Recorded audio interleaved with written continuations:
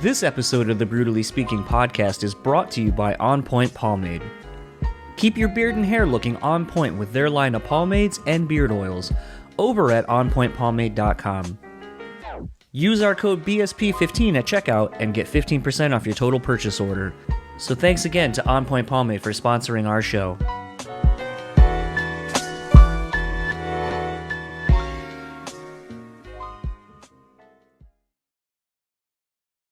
This episode is also sponsored by the Bean Bastard Coffee. Head over to thebeanbastard.com and pick up any one of their delicious hand-roasted coffees. Coffee lovers will also enjoy their hand-cut and handmade espresso candles and soaps as well. If you're in the Buffalo, New York area, head to their store located at 448 Elmwood Avenue. And thanks again to the Bean Bastard for supporting this show. BREWtally Speaking Podcast is proudly sponsored by Rockabilia.com. With over 500,000 officially licensed items in their online store, you're guaranteed to find something you need. Use our code BREW and get 10% off your total order. Now on to the show.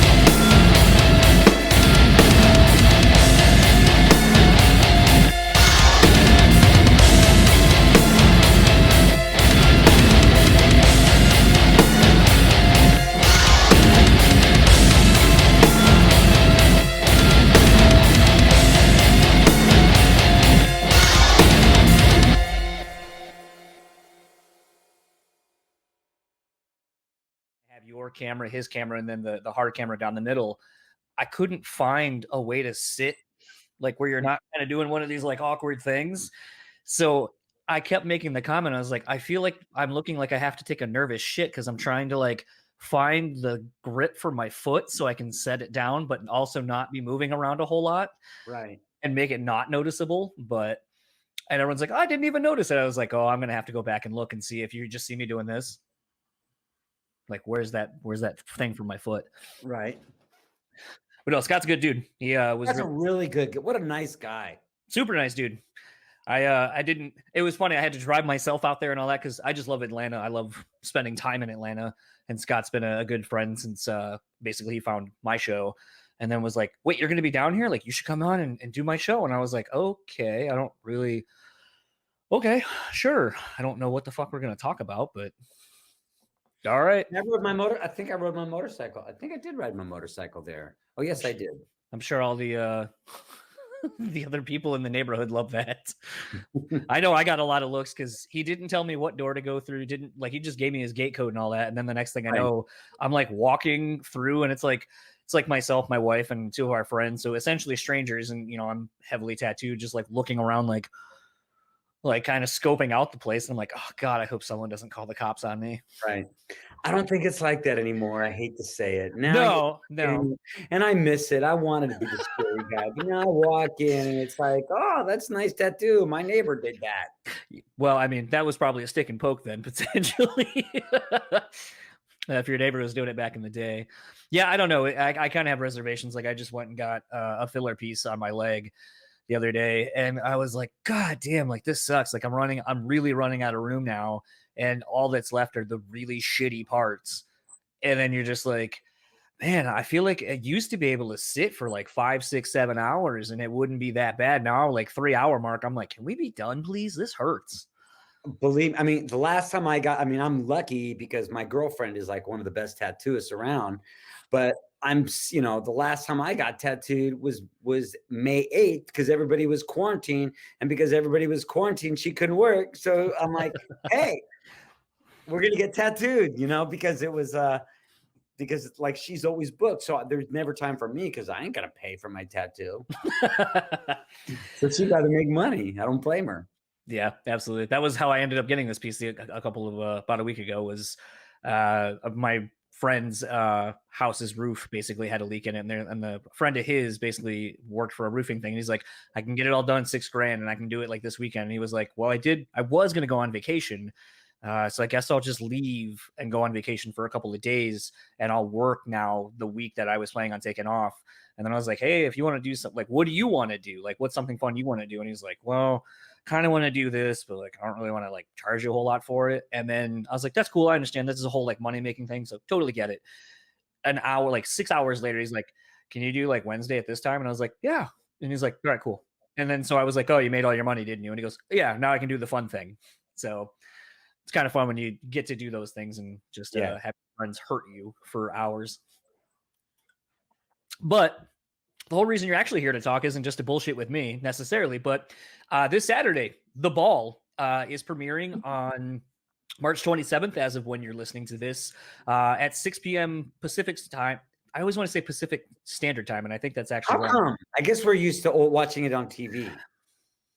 I don't know. But, you know, because I have to do some Instagram lives and so forth. So I'm used to still saying like West Coast time, it's going to be this time. So it's 6 p.m. Pacific time and then 9 p.m. Eastern time on the Give Me Metal app. You're actually going to do a watch along, which I think is going to be cool, and live tweeting it, or live. Are you going to be live like on YouTube or the app doing whatever? Do you not? I think I'll just be in a live chat room, but I could be mistaken. I have no idea. All I know is I'll be in a minivan driving to everybody's house and eating Cheetos with them. I don't know. I think it's like a lot. I'm pretty sure it's like a live chat room or something. And okay. I think it's something like that. But it's live and everybody can tell me to fuck off live, which is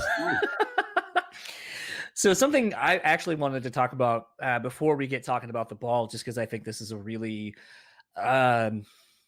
just a monumentous token, basically. You posted that you were one of the esteemed people to be honored with one of the bullets that had Lemmy's ashes in it. Wow. I mean, tell me what that's like. Cause I mean, I saw the case and I'm kind of getting goosebumps now, just kind of thinking about it. Cause like, I mean, you want to talk about honor and privilege and all of the big words to talk about something like that. And you're one of them. Yeah. And there aren't very many. No. I've been friends with Lemmy for many, many, many years. I love Lemmy. I respect him. And I guess he respected me. He was him and his manager, Todd Singerman, would always tell me happy birthday. And I can tell you there's a lot of people that don't tell me happy birthday. He always, whenever I needed something, whether it's at the Cat House or a birthday party, Motorhead was always there. If I had barbecues, he was there. And he was just always there. And he's just such an incredible person and always was such a good guy. And I've always loved Motorhead. I mean, no matter what phase of music I went through, Motorhead was there. If I'm in high school listening to punk rock, I'm listening to Motorhead. And in my older years, if I'm listening to heavy music, I'm listening to Motorhead. And if I just want to put on some rock and roll, I'm listening to Motorhead. And, you know, he always was so helpful for me in my career, whether it be Headbangers Ball or all the shows at the Cat House. I mean, we on the Cat House 30th anniversary, we ended up doing like kind of like a all-star tribute to Motorhead, and we just got a bunch of people to all do Motorhead songs. So he'd always been there, always done a lot of nice things. And then I get a phone call that says, you know, because I wasn't able to go to the funeral, which I was really bummed out about. They said, you know, Lemmy's got something for you. It's personal, and I think you'll really like it. We're going to send it to your address. I'm like, okay. So a little bit of time passed, and nothing ever happened. I didn't really know what it was. And then I get a little package day before yesterday, and I'm sitting here and I'm opening it up, and I'm like, oh. And then I open it up, and it's a little silver bullet that says Lemmy on the side of it. And I was with Leah, and I was like, oh, I guess, you know, this was one of Lemmy's bullets, right? Like this, maybe he had this in a belt or something like that. And then there's this note, and I'm reading it, and I just like we both got teary eyed. I mean, it meant, I have no problem in saying that. It made me weep, you know, and it was so touching and so flattering. And, you know, I believe there's a lot of power in that bullet, and I'm trying to make it, and his ashes are in it. And I have Lemmy with me wherever I go, and I'm currently trying to get it made into a necklace because I'll wear Lemmy everywhere I go. And it's the greatest gift that I've ever received in my whole life. It was just one of those that when I saw it, like I said, it's just I know what Lemmy has meant to so many people. I mean, you look at like Triple H in the WWE, you look at like Yes. so many people from across the world. Like you were just saying, it doesn't matter if you're a punk, if you're a metal dude, if you're into like hip hop, whatever, like everyone has respect for Lemmy and for Motorhead and what they did. They appealed to everybody. And so to, like I said, when I saw that you were like, the news had broke that people were getting them, like friends, close friends and so forth were How getting many them. people got them? Well, yeah, well, that was the other thing I was also trying to figure out and looking at the photo you posted was how fucking big is the thing? Because like I know you probably zoomed in on it, but it looks like it's No, like, it's like the regular bullet. oh, okay. It looked Yeah. fat as shit. And I was like, God, how much of Lemmy's ashes were there? Mhm. So it was just one of those things where, like I said, when I saw that, I was like, wow, that's gotta be just kind of like a big mind fuck to like get something like that, especially if you didn't know that you were getting Oh my that. God. I had no idea. I remember I had heard like, oh, and he put some of his ashes, and I remember he was doing that was Lemmy's requests, Mm. that he wanted to do something like that. And I always thought like, wow, that's kind of cool. But and as close as we were, I mean, when he wanted to do his rockabilly thing and play with, Slim Jim, I found a little club that we could do it at. I mean, he was just always just such a good guy. And then so I really, but I didn't think that I would be one of the ones that would be that honored to get one. And to me, it's so flattering and so powerful, and it's my most prized possession. I mean, I guess that'll be an interesting thing maybe to talk about eventually on the ball, maybe where you're going to play some Motorhead songs, I'm sure eventually. Well, I will tell you this. I filmed the last segment. Oh, I don't want to give it away. Let's just say this, okay? Let's just say this. In my entire time on the first t-shirt I ever wore in Headbangers Ball, Motorhead. The only video that I ever got to pick on Headbangers Ball in 5 years was Motorhead. So now when I'm doing a show called The Ball and they're like, what do you want to play? I'm playing a Motorhead video. But I filmed it right before, the day before I got that. So I didn't make any references to the bullet at that time. Season 2. Well, I don't even know if there's a show number 2. Right now there's show number 1, and let's just see what happens after show number 1. Fair enough. This might sound like a weird question, but I know obviously over the decades, obviously people have asked you, why don't you bring back Headbangers Ball? Why don't you bring back the show and all this kind of, like you have control over it. I think, Eddie Trunk gets asked the same thing. Why don't you just bring back that metal show? And it's like, because we don't own the show. Other people own it. Eddie Trunk is like Eddie is a journalist. He's a reporter. He's, very, very professional. He's tied in with the business. He still works it. He's over at Sirius. He's got all these things he's hosting. I just got a notice today. He's hosting I don't remember, some sort of rock thing. Yeah.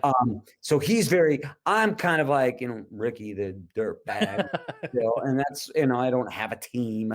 Right.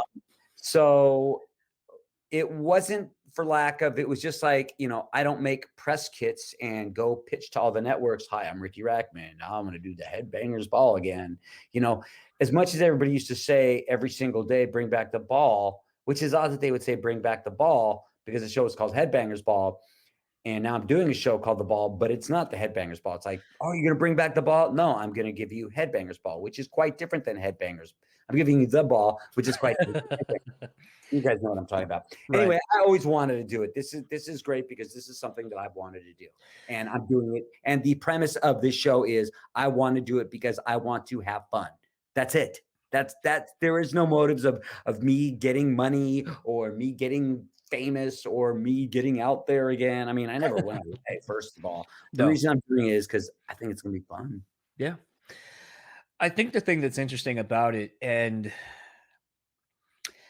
it's something, like I am on another podcast with my co-host where basically we go through and listen to bands' discographies and kind of go album by album and talk about them.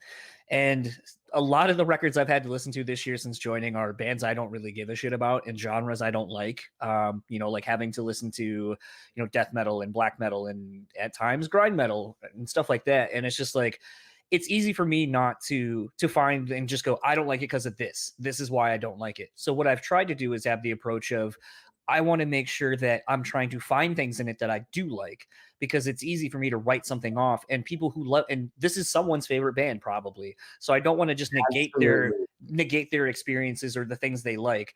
And what's been interesting, and I found though, is, there have been some people when, talking about Entombed or whatever, and I'm like, oh, this record was kind of cool, but I kind of liked when it started shifting a little bit more toward, this kind of more mainstream metal. And then you get the elitists who are like, well, actually this is, pre Black and Death, or, you kind of get into this elitist mentality. Oh yeah. How do you think it will be because I know you're trying to bridge the gap of the demographic roughly you had and a newer audience. How hard do you think it's going to be now that there is so much separation within the metal scene to bridge the gaps and bring people together?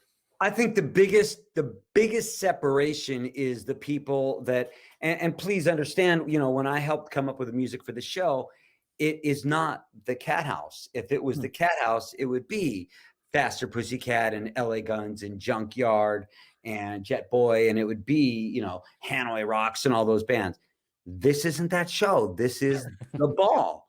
And when I want to do a show called The Ball, I want to do aggressive videos. I want to do some heavy stuff. I want to do stuff. And that's not to say that those bands don't belong. I mean, if this show was 5 hours long, believe me, I would have put Skid Row, Slave to the Grind, because I freaking love that song. That's heavy and I love it, but it's not that show.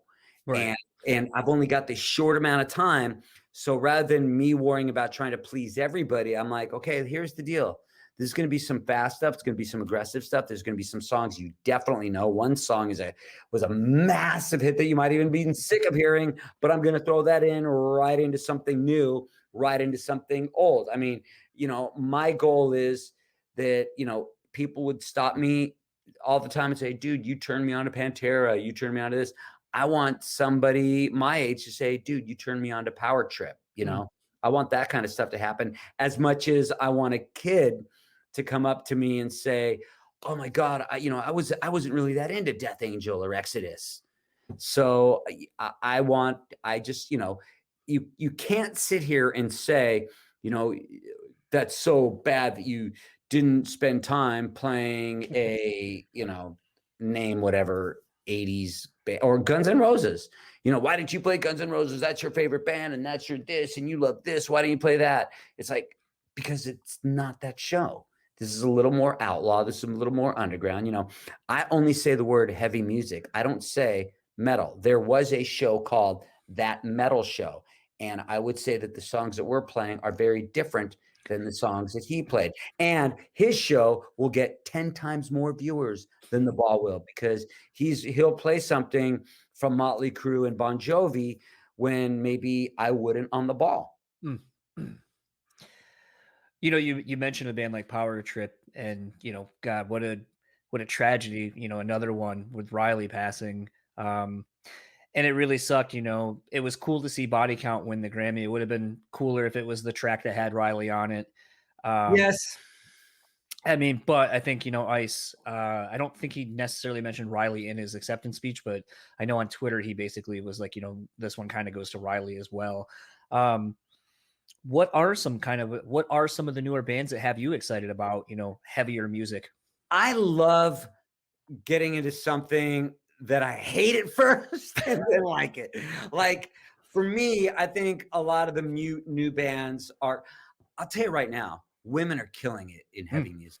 Ginger. Women are just, exactly, and some of the stuff, like the first time that I saw Wargasm, I'm like, okay, I really hate this. This is everything. This to me looks like packaged silliness.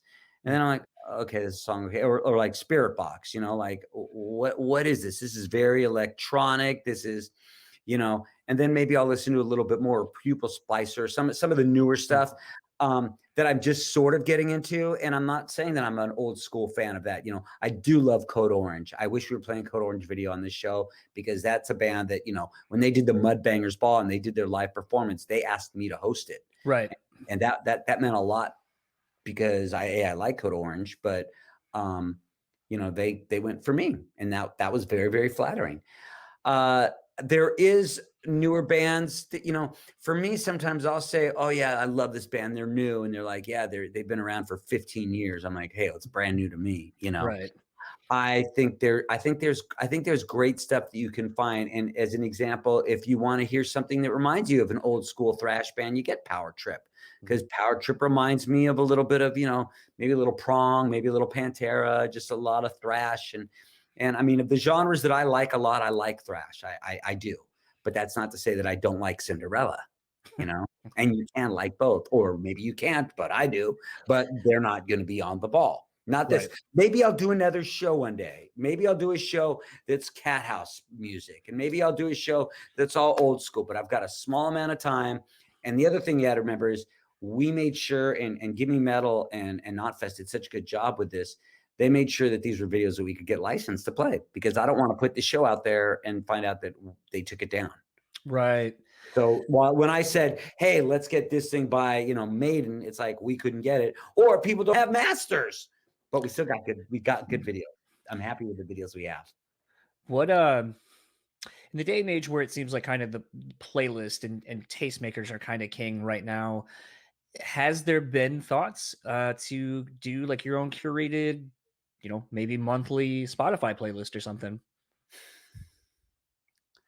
I'm more influenza than influencer. I just think I'm going to use that if somebody hasn't already.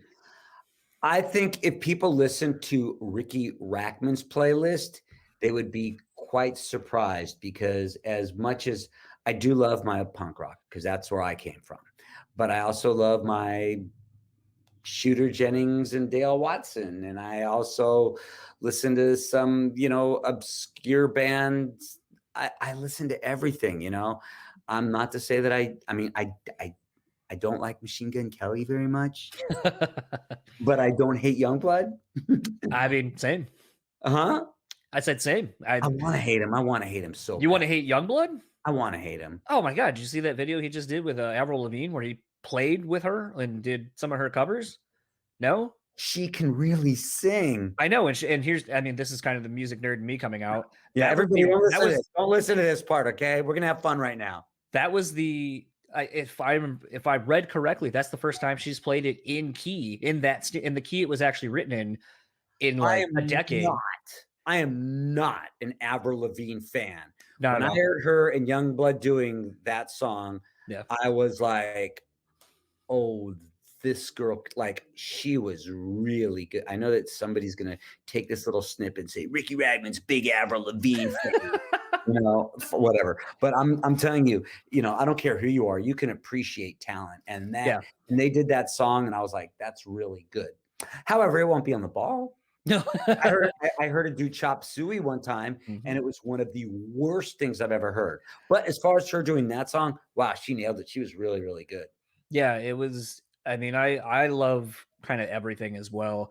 And Youngblood was someone that kind of came on my radar through going to cover some of the festivals here in the States, the Danny Wimmer stuff, and him and like Action Bronson and a few others like a few years ago who were kind of underground at the time in the rock world.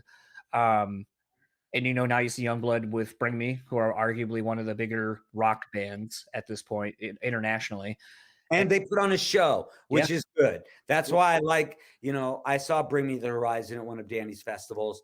And I stood there and I was like, okay, there's girls with gas masks, there's dancing. I'm like, flamethrowers. You know, I love the Motley Crue Girls tour, because there were lights and there were dancing girls and there were pyro. And as much as I like a lot of my heavy bands that just sit up there and just grind, it's like sometimes I like to see a show. Right. Yeah. It's always great when you see a band reinvest back into their show and supporting the younger bands. I think A Day to Remember is another great one who puts the ladder down, as Josta likes to say, like putting the ladder down to the younger bands and bringing the scene up with them. I know you got to go in a couple of minutes, so I'll wrap up with this question. Obviously, you've been in the industry for quite a while and kind of in a few different mediums. Who is someone you still want to interview and or just talk to that you have not gotten to yet so far? Oh, God, I know what the answer is, because I've said it to somebody. Because I remember for the longest time, I had a list of the people that I always wanted to interview. And for the longest time, the person that I never got to interview was Evel Knievel. Mm. And I did get to interview Evel Knievel. And here, check this out. I was the last person to interview Burt Reynolds. Oh, wow. So as far as anybody in music, I've never met anybody in the Rolling Stones. I think to talk to Mick or Keith would obviously be ideal. Other than that, I think I'm not a Beatles fan, but I like Wings. I like Paul McCartney and Wings. I think people that are like legendary masters just fascinate me. You know, when I met Brian Johnson of AC/DC, he was so kind and so cool. And you know, it's the people that are the like there's people that are like kind of big and they're kind of dicks. And then you get like a Ronnie James Dio, Alice Cooper, Rob Halford, people like that are just such good people. And but I can't think, I mean, to be honest, I don't know if there's on my bucket list, it was always like Evel Knievel and Muhammad Ali. And I never got to meet Muhammad Ali because I interview everybody on podcasts. I've interviewed everybody. Right. But and I'm sure I'll get off here thinking of somebody. I'd say, oh, why didn't I say this person? But as far as music, you know, I'm very blessed in the way that I've gotten to interview pretty much everybody that I wanted to interview. And sometimes there's bands that I go see that I get to talk to, and I'm just like a fan. And those might not even be bands that are very big. But I don't know. We'll see. Fair enough. Well, I know you got to go. You probably got a few more of these after me, so I could talk to you for a lot longer about a lot of other. I got like 5 more minutes. We're good, unless you want to go. Unless you made that. I literally have nothing to do. It's just I know they said it was a tight 25, and I'm at 24 and a half minutes right now. So, say a lot. your publicist. I got a couple. You know. So I was in watching Scott Bowling's thing. You were talking about how, you love music, but you're not a musician. You love NASCAR. You're not a driver. Good. But I do have guitars now and I'm trying to learn. Okay. I was going to say, it's one of those things where you have these opportunities, obviously with friends you've made over the years and so forth. What has kind of stopped you from novicely is not a word, but novicely entering into these things and trying to just do these things because you have the opportunity to. I've done everything I wanted to do novice. I mean, I recorded a song about 3 days ago that's going to be on Punk Rock Karaoke. I recorded a song with Fred that plays in Prong that you can find on YouTube. We both do the song So Far Away. I was in a band called Battery Club, and you can find me doing certain things online once in a while. And back in the 80s, I was in a band called Virgin, and there's a video of me getting up on stage and Vince Neil singing with me. So do I want to record an album? Yeah, I really do. I want to record a record. And I've got musicians that are ready to do it, but it's just, I've been so damn busy. I don't have any time to do anything. But more than anything, and now that I'm really up there in age, it's like, I better do it. Like more than anything, I would love to record like 5 songs and put them out. And it probably wouldn't be what everybody thinks it's going to be. Why do I feel like it would be a Shooter Jennings or kind of outlaw country kind of thing? No, it'd be more like, well, I'd probably do, me and Shooter did a duet of I Ain't No Nice Guy After All once at the Whiskey, the Motorhead song. I think if I was going to do my own record, it would be hard. I don't know. I can't explain. I mean, my band Battery Club, I really, really like the songs that I've done, which, I love bands like Agent Orange and TSOL and the Adolescents and stuff like that. But it might be like maybe TSOL meets the Replacements with a little bit of distortion and dwarves in there. I don't know. I'm making stuff up, or it could sound like Avril Lavigne and Youngblood. I have no idea. Which one would you be, Avril Lavigne or Youngblood? They're both so pretty. I don't know. This has been a lot of fun. Obviously, I'm sure you hear this all the time. I'm in my mid-30s at this point. Actually, I'm closer to 40 now. But it's one of those things where you were a part of my childhood because my parents constantly had MTV on. And I am, a lot of people say they're a product of the MTV generation. And when if you anyone who ever checked out the episode I did with Scott Bowling, I said that, that's where I got my love of 90s hip hop, 90s R&B, the, metal that was coming on, alternative, because you had those blocks set aside on the show on MTV as a channel. So you got to learn about a lot of different styles of music. And metal and hard rock were kind of the one bonding thing that my dad and I had, because my mom wasn't super into it. But, then as more of my metal, we'll say, kind of started coming through with like the Corns, the Panteras, and so forth, it became a thing where, my dad and I bonded and started going to shows. And instead of going to see like bands of his eras, we started going to see bands that I wanted to see, seeing the Stains, the Corns, the System of a Downs, and so forth. And it's one of those things where I know, had it not been for a show like Headbangers Ball, I don't really know that I would have gotten into that or had as much of a bond with my dad as I do over music. I'm very lucky. I did not come up with the Headbangers Ball. I did not pick the videos. I was not the one that said where we're going to go. And as much as we all like to crap on MTV, they did a damn good job. And they gave me a platform that I did not appreciate where I was at that time. I remember I'm just a guy from Hollywood, the Cat House. Right. I wasn't trying to be a TV star, and I didn't understand what it was like to have people ask for your autographs everywhere in the world. They don't anymore. And it was very bizarre. And for a while after the Headbangers Ball ended, it was just like, hey, you're Riki Rachtman from the Headbangers Ball. And it was like, yeah, because after a while, it's like, that's my last name was the Headbangers Ball, and people don't realize, how much I've been working in all these different other places, always working. I mean, I've got so many jobs now, but people only know me from something that ended 20 years ago, but now I appreciate it. I champion it. And like I said, the reason that I'm doing the Headbangers Ball is not, it sure ain't money, and it's not to get some fame. It's because I want to do it. I want to go up there and play heavy music. And that's what I want to do. And I hope people enjoy it. Yes, are there some bands that we could have also put in there and widened the thing of music? Yeah, we could have. But this is what we were able to get. I can tell you right now, I'm very proud of the show. I really am. I don't know what Gimme Metal's going to say when they see the video. I mean, I'll tell you one thing.